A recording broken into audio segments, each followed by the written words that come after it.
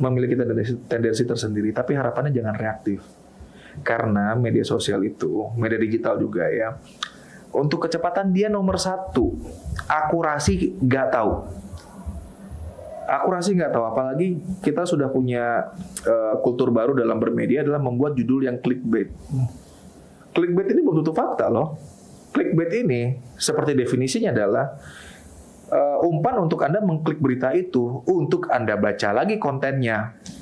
Jadi pemahaman kita tidak tuntas dengan baca judul tentu. Kita harus baca bodinya juga tuh, apa sih yang menjadi body text ini, apa sih konteksnya, kemana sih arahnya. Idealnya dibaca. Kalau misalnya teman-teman sudah bereaksi yang prematur, ya boleh itu dibungkus dalam konteks demokrasi. Tapi kan demokrasi kita jadi demokrasi yang tidak dewasa. Itu aja sih pesan saya.